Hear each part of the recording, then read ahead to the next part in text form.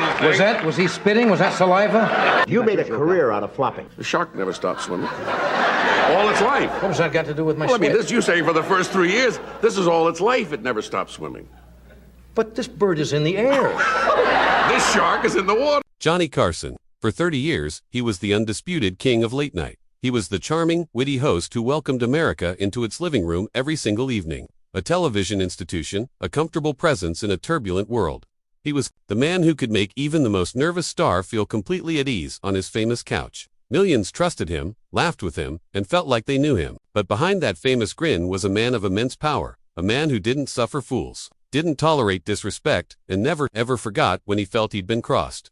While hundreds of stars graced his iconic stage, a select few managed to get on Johnny's bad side. These weren't just professional disagreements, some of them were deeply personal feuds, born from moments of shocking disrespect, bitter rivalry, or what Carson saw as gut-wrenching disloyalty.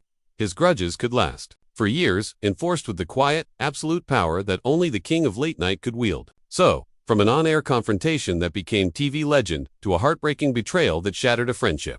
These are the 5 celebrities Johnny Carson had the biggest beef with. Coming in at number 5 is a man who, in the late 70s and 80s, was one of the biggest comedy stars on the planet, Chevy Chase.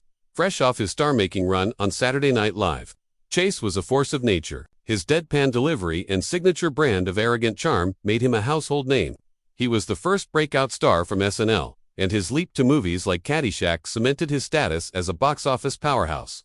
In the world of comedy, Chevy Chase was golden. His first few appearances on The Tonight Show were fine, but fame can inflate an ego, and Chase developed a reputation for being difficult. The unwritten rule on The Tonight Show was simple. Johnny was the host, the master of ceremonies, the sun around which all guest stars orbited. You could be funny, you could be witty, but you never tried to upstage the king. But Chevy Chase had a reputation for not playing by the rules. Sources who worked on the show have said that Carson found Chase's brand of cocky, superior humor to be genuinely arrogant and disrespectful.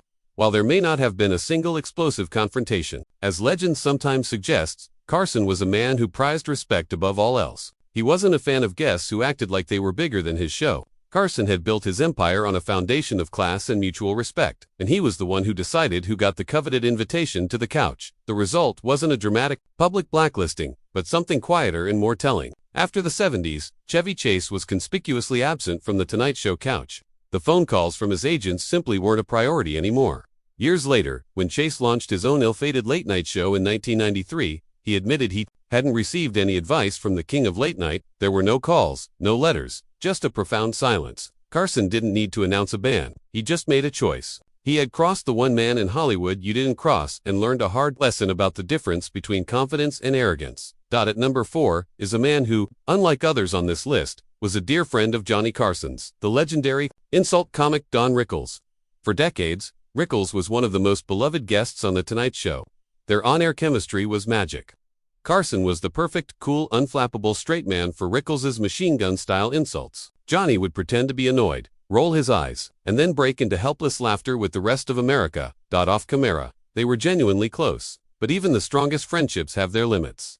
And one infamous incident pushed Carson's legendary patience to the brink. The source of this feud wasn't an insult, but a small, inanimate object on Johnny's desk. His prized cigarette box. This wasn't just any box. It was a treasured memento he'd had for years. Viewers knew it well, as Carson would often tap his pencils against it, a familiar habit. The incident happened in 1976. Carson was on vacation, and his pal Don Rickles was guest hosting. During some on-air horseplay, Rickles was messing around at the desk and accidentally broke the lid clean off the box. When Johnny returned, he sat at his desk, picked up the broken box, and his reaction was not entirely an act. You could see he was genuinely angry. His personal property had been carelessly destroyed. What happened next became one of the most iconic, unscripted moments in TV history. Rickles was, at that very moment, taping his sitcom CPO Sharky just across the hall. Fueled by real indignation and a brilliant comedic instinct, Carson decided to confront him. He told the cameraman to follow him, marched out of his studio, and burst onto the set of CPO Sharky, interrupting their taping. "Stop the taping," he yelled, holding up the broken box. A stunned Don Rickles was speechless as Carson confronted him on his own set. While the on-air confrontation was played for laughs, the anger behind it was real. But despite the stories, there's no evidence Rickles was ever actually banned from the show. Their friendship was too important. He returned to the show many times, and their classic dynamic continued. Still, the incident served as a cautionary tale. You could insult Johnny Carson's tie, his golf swing, or even his mother, but you did not mess with his desk. But number 3, we have a feud born not from a single incident, but from pure professional disdain, the rivalry between Johnny Carson and fellow NBC host Tom Snyder. For years, Snyder's The Tomorrow Show aired right after The Tonight Show. This made them colleagues, but in Johnny's eyes, it also made them rivals. Tom Snyder was, in many ways, the end to Carson, where Carson was smooth and controlled. Snyder was intense and often confrontational. With his booming laugh and ever-present cigarette, he conducted long, in-depth interviews with controversial figures like Charles Manson. Behind the scenes, Carson did not hide his dislike for Snyder. According to Carson's longtime lawyer, Henry Bushkin, Johnny considered Snyder a talentless, officious bore who didn't deserve the valuable TV real estate that followed his own show. The feud was mostly a Cold War. Snyder himself felt the chill, later pointing out that in all their years on the air together, Carson never once signed off by saying, "Stay tuned for Tom Snyder," a small but telling signal of disrespect. When David Letterman, a host Carson admired, later took the time slot, Johnny promoted him graciously. According to one wild story in Henry Bushkin's memoir, the tension almost boiled over into a physical fight. Bushkin claims that Carson, after having a few drinks at the famous LA restaurant Zon's, saw Snyder dining across the room. Agitated, Carson allegedly walked over to Snyder's table and, in his drunken state, lunged and tried to grab him before being pulled away by Ed McMahon. It's a wild tale from a single source, but it illustrates the raw, visceral nature of Carson's feelings. When NBC eventually replaced Snyder with Letterman in 1982, Carson was said to be privately delighted. Part of his admiration for Letterman was based on one simple fact: he wasn't Tom Snyder. The feud that lands at our number 2 spot is perhaps the most explosive of them all. It involved a soured business deal, relentless mockery, and a face-to-face showdown that has become the stuff of showbiz legend. This was the bitter battle between Johnny Carson and Mr. Las Vegas himself, Wayne Newton. For years, the two had an amicable relationship, but things imploded in the early 80s when both men were part of competing groups trying to buy the Culloden Hotel and Casino in Las Vegas. When Newton's group won, the media portrayed it as Wayne Newton beating Johnny Carson, a narrative that deeply annoyed the competitive host. Carson felt betrayed by the process, and he decided to use his most powerful weapon to get even: his nightly monologue. Suddenly, Wayne Newton became a recurring punchline. Carson began a relentless campaign of jokes aimed directly at Newton, almost exclusively targeting his masculinity and androgynous stage persona. The audience roared, but Newton was furious. He claimed the jokes were a mean-spirited campaign to hurt him personally and professionally. He tried to get Carson to stop, but the calls were refused, and the jokes continued for years.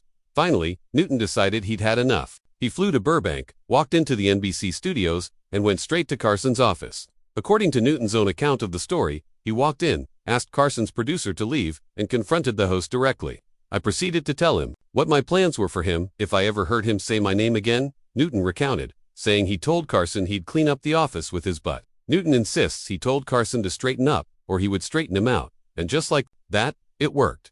The jokes stopped. From that day forward, Johnny Carson never again made Wayne Newton the butt of a joke. The damage, however, was done, and Newton never appeared on the show again. Years later, Newton's assessment of the man who tormented him was blunt. Johnny Carson was a mean-spirited human being. He declared on Larry King Live, "And there are people that he has hurt that people will never know about." The number 1 spot is reserved for the most famous and heartbreaking feud of Johnny Carson's career. It was a schism that shook late-night television, a personal and professional divorce that was as dramatic as it was tragic. This is the story of Johnny Carson and the one person he viewed as his greatest protege and ultimately his greatest betrayer, Joan Rivers. For over 20 years, Joan Rivers was family. Carson discovered her in 1965 and gave her big break. After she finished her first routine, he famously leaned over and said, "God, you're funny. You're going to be a star." He became her mentor and champion. In 1983, he made her the permanent guest host of The Tonight Show. Everyone, including Rivers herself, believed that when Carson retired, she was the logical choice to take his place. But in 1986, everything shattered. The new Fox network offered Rivers her own late-night show, airing directly opposite The Tonight Show. Rivers agonized over the decision but ultimately took the deal. Her catastrophic mistake was how she handled it. The news broke in the press before she could tell Johnny herself.